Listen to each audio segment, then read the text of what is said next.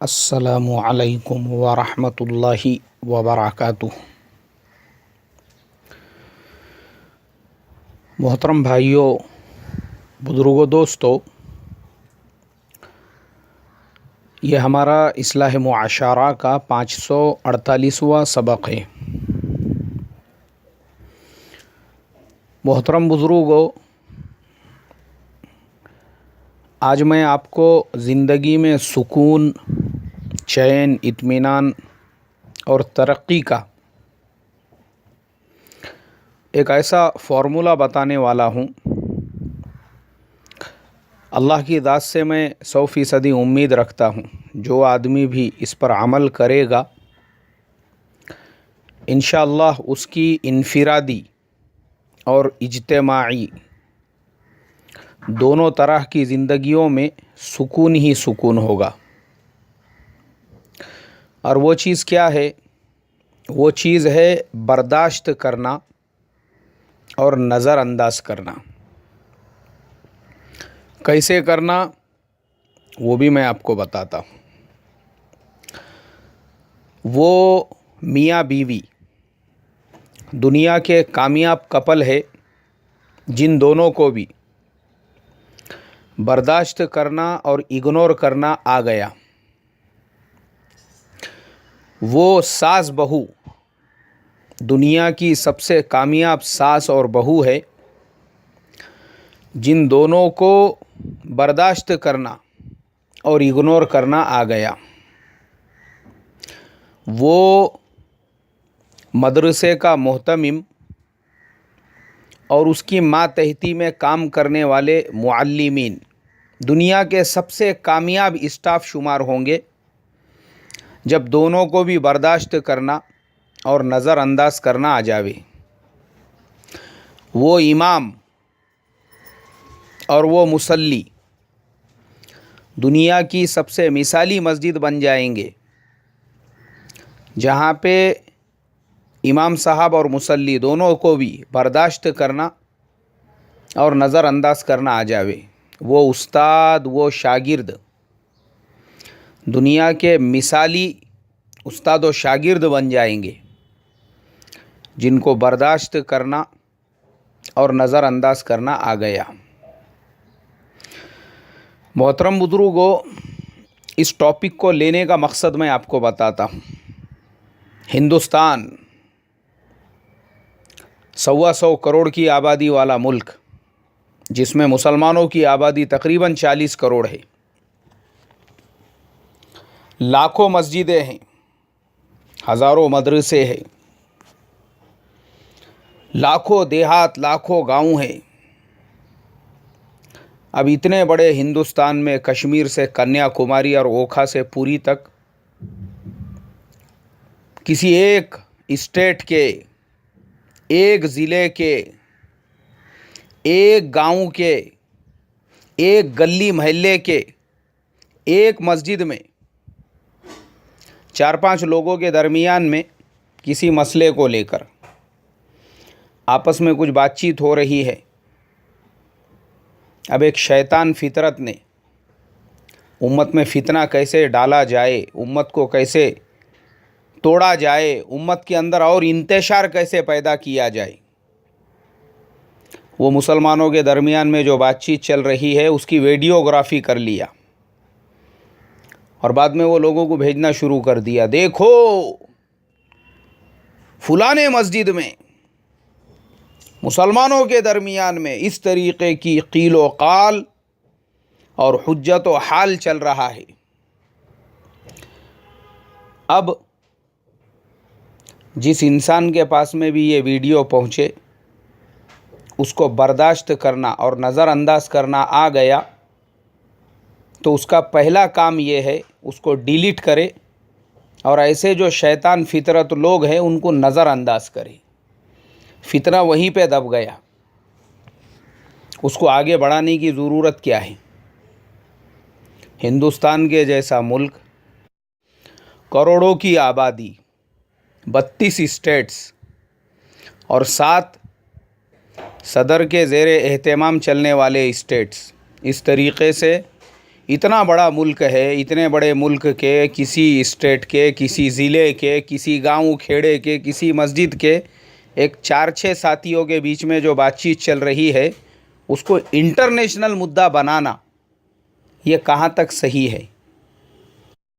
اب اس جگہ پر اگر آپ وہی فارمولے کو استعمال کریں گے، نظر انداز، آپ کے پاس میں ایسا ویڈیو ہے، بھئی ہم کو کرنا کیا ہے؟ ہندوستان کے اندر لاکھوں مسجدیں ہیں، پتہ نہیں کس مسجد کے اندر روزانہ کسی نہ کسی مسئلے کو لے کر آپس میں بحث و مباحثہ ہونا، آپس میں تیری میری ہونا، یہ نارمل چیز ہے۔ مگر میرے محترم بزرگوں، آج ہمارا زمانہ یہ ایسا زمانہ ہے فتنوں کا۔ اللہ کے نبی صلی اللہ علیہ وسلم نے فرمایا تھا قیامت کے قریب ایک زمانہ ایسا آنے والا ہے کہ فتنے ایک کے پیچھے ایک ایسے آئیں گے جیسے تسبیح ٹوٹنے کے بعد دانے کے پیچھے دانہ گرتا ہے۔ یہ ہمارا وہ فتنوں کا زمانہ ہے۔ امت برداشت کرنے کو اور نظر انداز کرنے کو تیار نہیں۔ سب سے پہلا وہ فتنہ جس نے یہ ویڈیو بنایا، فائدہ کیا ہے بھائی اس کا؟ نہیں، کائے کے لیے بنایا تو نے؟ ارے اچھے کام کا ویڈیو بناؤ، پازیٹیو کام کا ویڈیو بناؤ، جس سے امت کے دل کو سکون ملے، جس سے امت کو ایک پازیٹیو میسج جائے۔ ایک ایسا ویڈیو بنانا جس کے اندر امت کے دیندار طبقے کے کچھ لوگ کسی مسئلے میں بات چیت کر رہے ہیں تو آپ لوگوں تک یہ میسج پہنچانا چاہ رہے، آپ کو پتہ ہونا چاہیے آپ کا یہ میسج آپ نے جس نظریے اور جس ذہن کے مسلمانوں کا ویڈیو بنایا خالی ان تک تو پہنچنے والا نہیں ہے، مخالفین کے پاس بھی پہنچنے والا ہے، دشمنوں کے پاس میں بھی پہنچنے والا ہے، اور وہ تو یہی چاہتے ہیں کہ امت ٹوٹے، امت میں انتشار پیدا ہو۔ وہ تو چاہتے ہی ہے امت کو توڑنا، امت میں فتنے ڈالنا۔ میں آج کی ہی بات بتا رہا ہوں، مجھے بنگلور سے ہماری ایک بہن ہے جو ماشاءاللہ ڈاکٹر ہے، بہت بڑی گائنیکولوجسٹ ہے، انہوں نے مجھے ایک ویڈیو بھیجا جو آج تک پہ ایک بحث چل رہی ہے، ان کا جو اینکر ہے اس کے ساتھ میں سبرامنیم سوامی کی۔ سبرامنیم سوامی اس سے کہہ رہا ہے ہم لوگوں نے باضابطہ ملک کے اندر اس طریقے سے مسلمانوں کو کیسے توڑنا ہے پوری کیا پوری پلاننگ کر لی ہے، اور ہمارے پورے لوگوں کو جگہ جگہ پہ ہم نے پھیلا دیا ہوا ہے۔ ہمارا مقصد ہی ہے اس ملک میں مسلمانوں کو توڑو اور باقی قوموں کو جوڑو۔ آج مسلمانوں کے خلاف یہ سازشیں ہو رہی ہے، یہ پلاننگ ہو رہی ہے، ہم کو پہلے ہی توڑنے کی کوششیں ہمارے دشمن کر رہے ہیں، اور پھر اس کے اندر ان کا ساتھ دینے کے لیے یہ ہمارا دیڑ شانہ، اور ان کو سپورٹ کرنے کے لیے پھر ایسے قوم کو ان کی کیا ضرورت ہے جب تیرے جیسے ویڈیوگرافی کرنے والے اور ایک چھوٹے سے مسجد کے، چھوٹے سے کھیڑے کے، چھوٹے سے گلی کے، محلے کے، گاؤں کے مسئلے کو انٹرنیشنل مدعا بنانے والے جب موجود ہے تو پھر ان کی ضرورت ہی کیا ہے ہم کو؟ ارے ایک مسجد میں یہ مسئلہ ہو گیا، اب دو طریقے میں نے جو کہا، برداشت کرو یا اگنور کرو۔ برداشت کرنے کا طریقہ یہ ہے ارے بھائی کوئی بات نہیں ہے، اپنے ہی بھائی ہے نا، چلو بیٹھ کے لیں گے، سنبھل کر لیں گے، پیار محبت سے مسئلے کو حل کریں گے۔ اب بیٹھ گئے، پیار سے، محبت سے، بات چیت سے وہ مسئلہ ہو گیا حل۔ اور اگر ہم نہیں برداشت کر سکتے، نظر انداز کرنے کا، ہمارے پیارے نبی اکرم صلی اللہ علیہ وسلم کی پوری زندگی دیکھو نا بھائی۔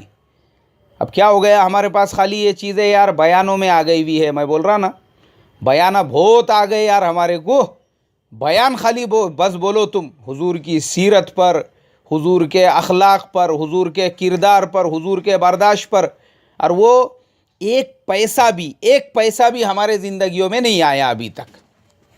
ہمارے زندگی میں ایک پیسہ بھی آتا نا، خالی ہمارے پاس واقعات ہے۔ اللہ کے نبی نے صلی اللہ علیہ وسلم نے ابو جہل کو برداشت کیا، ابو سفیان کو برداشت کیا، ابو لہب کو برداشت کیا، مشرکین مکہ کو برداشت کیا، مدینہ ہجرت کی تو وہاں پر منافقین کو برداشت کیا، عبداللہ ابن ابی کو برداشت کیا، یہودیوں کے بڑے بڑے سردار جنہوں نے آپ کو شہید کرنے کی سازشیں کی، کعب ابن اشرف کو برداشت کیا، بنو قریظہ کو، بنو نذیر کو، بنو المستلق کو، سب کو برداشت کیا۔ یہ سب واقعات ہیں ہمارے پاس، اور مجھے لگتا ہے ہم میں سے ہر آدمی کم سے کم 100 بار سن چکا ہوں گا یہ سب چیزیں، کیونکہ ہمارے یہاں تو روزانہ حدیث کی کتاب جب پڑھی جاتی ہے تو انہی میں سے کچھ نہ کچھ ہمارے سامنے آتا ہے۔ ارے پھر عمل میں کیوں نہیں آ رہا ہمارے؟ ہاں، جب اللہ کے نبی صلی اللہ علیہ وسلم نے ابو جہل کو، ابو لہب کو، مشرکین مکہ کو، منافقین کو، کعب ابن اشرف کو، یہودیوں کو، سب کو برداشت کیا تھا، ہم اپنے ایمان والے بھائیوں کو نہیں برداشت کر سکتے؟ ان کی کھری کھوٹی تھوڑی سی کم زیادہ ہو گئی نہیں سن سکتے؟ خالی وہ واقعات ہیں، اونٹ کی اوجھڑی لا کر اللہ کے نبی صلی اللہ علیہ وسلم کے پیٹھ پہ رکھ دیے، اور یہاں دوسری طرف ہمارا حال یہ ہے، ہمارا بھائی اگر 2 جملے کم زیادہ بول دے تو ویڈیوگرافی کر کے اس کو پاپولر کرنا، اس کو لوگوں تک پہنچانا، یہ ضروری ہے۔ یہ کیا یار ہمارا حال ہو چکا ہے، اللہ حفاظت فرمائے۔ مسلمانوں، میرے محترم بزرگوں، بھائیوں، میں آپ تمام لوگوں سے یہی درخواست کروں گا، اللہ کے واسطے ہمارے اپنے آپس کے جو معاملات ہیں، ہمارے آپس کے جو بھی مسائل ہے، ارے ہم اس کو آپس میں حل کریں، اس کو سوشل میڈیا پہ ڈالنے کی اور لوگوں تک پہنچانے کی، اور اس کو ایک انٹرنیشنل مدعا بنانے کی کیا ضرورت ہے امت میں انتشار پیدا کرنے کے لیے؟ نہ مجھے بتاؤ اس سے امت کو مل کیا رہا ہے؟ کچھ فائدہ اگر ہو رہا ہوگا نا تو بہت اچھی بات ہے، قابل تعریف ہے، مگر فائدہ کچھ نہیں ہے۔ مجھے ساؤتھ افریقہ سے ایک ساتھی نے بھیجا وہ ویڈیو، اور کہا کہ مولانا دیکھو آپ کے انڈیا میں کیا کیا ہو رہا ہے، مسجد میں اس طریقے سے مسلمان آپس میں کیا بحث و مباحثہ کر رہے، سمجھ میں بھی نہیں آ رہا بولے میرے، لیکن آپس میں لڑائی جھگڑے کچھ تو بھی چالو ہے۔ میں نے کہا اے اللہ، اس کا عذاب وہ ویڈیو بنانے والے پر اور اس کو پھیلانے والے پر ہی جانے والا ہے۔ امت میں فتنہ کیا، اور قرآن میں ایسے فتنوں کے لیے جو امت کے اندر انتشار اور فتنہ پیدا کرے، ان کے لیے فرمایا الفتنۃ اشد من القتل، فتنہ پیدا کرنے والا قتل کرنے والے سے بھی زیادہ بدتر ہے۔ محترم بزرگوں، اسی لیے دیکھو ہم تو اصلاح معاشرہ کے فاؤنڈیشن کے ذریعے سے یہ کوشش میں اور محنت میں لگے ہیں کہ ارے بھائی دوسروں کو بھی قریب کیا جائے، اور کوشش نہیں، ہم پریکٹیکل کرتے ہیں، پریکٹیکل۔ ہمارے بریلوی بھائیوں کے مسجد میں جاتے ہیں، ان سے ملتے ہیں۔ میں ایک جگہ امامت کرتا تھا، وہاں پہ اور ایک بڑی مسجد تھی، جامع مسجد، وہاں کے امام صاحب تو بریلوی امام صاحب تھے، لیکن میں آپ کو بتا دوں کہ میرے اور ان کے ایسے تعلقات تھے، اکثر ہم لوگ ساتھ میں چائے پیتے تھے۔ ایک بار اتفاقاً وہ مجھے ٹرین میں مل گئے، ان کا ریزرویشن نہیں تھا، اور میں نے ٹی سی سے بات چیت کرا کے ان کے لیے سیٹ کا ایڈجسٹمنٹ کیا، بڑے خوش ہوئے وہ۔ اور اس کے بعد جب میں نے ان کو بتایا کہ میں فلانی مسجد میں امامت کرتا ہوں، تو انہوں نے کہا ارے میں بھی تو فلانی مسجد میں امامت کرتا ہوں وہیں قریب میں۔ تو ماشاءاللہ ہمارے بیچ میں ایسی دوستی ہو گئی کہ میں ابھی کیا بتاؤں آپ کو۔ اس کے بعد کبھی کبھی وہ ملنے کے لیے آتے تھے، اور میں کبھی ان کو ملنے کے لیے جاتا تھا۔ ہم تو یار بریلوی بھائیوں کو قریب کرنے میں لگے ہوئے ہیں۔ ہمارے پورے ضلع کے جماعت اسلامی کے صدر صاحب، وہ میرے پڑوس کے مسجد میں ہی ہفتے میں ایک مرتبہ قرآن پاک کی تفسیر کرنے کے لیے آتے۔ پرسوں کے دن میں اپنے مسجد سے عشاء کی نماز پڑھا کے آ رہا تھا، وہ کھڑے ہوئے تھے، میں نے فوراً اپنی گاڑی ایک جگہ پہ کھڑا کیا، اور تقریباً 5 سے 10 منٹ پھر ہم لوگ کھڑے رہے، اور حالات حاضرہ اور ایک پروگرام میں ہم دونوں کو ساتھ میں دعوت تھی، اس کے اوپر ہم لوگ بات چیت کرنے لگے۔ اور پھر ایک دوسرے سے ہم نے کہا کہ بھئی اپنے کو ایک جٹ ہو کر کام کرنا ہے امت میں اتحاد کے لیے۔ ارے یار ہم تو وہ کام کرنے والے لوگ ہیں۔ اس کے علاوہ میں بتاتا ہوں، سلفیت کے پورے مہاراشٹر کے جو ذمہ دار پرمکھ اکھنڈ مکھنڈ جو ہے، اکثر کبھی کبھی میں اپنے مسجد میں جمعہ پڑھنے کے لیے نہیں جاتا ہوں، تو ان کی مسجد میں جمعہ کے لیے جاتا ہوں، وہ مجھے مل جاتے ہیں وہاں پر۔ 2-4 मरतबा मेरा उनसे सलाम हुआ, मुसाफ़हा हुआ। मैंने 1-2 बार उनको अपना कार्ड दे के तारुफ़ कराया, मैंने ख़ुद कराया उनको। मैंने कहा भाई हमारा भी छोटा मोटा एक फ़ाउंडेशन है और हमारा मकसद ही है सबको जोड़ कर साथ में लेकर चलना। वो बड़े खुश हुए। उसके बाद में फिर एक प्रोग्राम में हमको साथ में दावत थी, तो देखते ही पहचान लिए उन्होंने। अरे बोले आप इससे पहले हमारी 1-2 बार मुलाकात हुई, जी फिर बातचीत वगैरह हुई। और फिर ऐसा हुआ कि माशाअल्लाह उम्मत में एक जोड़ पैदा करने के रास्ते पैदा हुए। तो हम तो यार यहाँ पे ये मेहनतों में लगे हैं कि बरेलवी भाइयों को भी साथ में लेकर चला जाए, जमात इस्लामी वालों को भी समेटा जाए, सलफ़ी जो नज़रिए के सबको, क्योंकि उम्मत का इत्तेहाद मकसद है। और यहाँ कुछ नादान एक छोटी सी बात को, एक छोटे से इशू को, एक खेड़ा, एक गांव, वहाँ की छोटी मस्जिद के मसले को इंटरनेशनल मुद्दा बनाने में लगे। अल्लाह मेरी तुम्हारी हिफाजत फरमाए, हमको बर्दाश्त करने वाला बनाए। आमीन। अस्सलामु अलैकुम।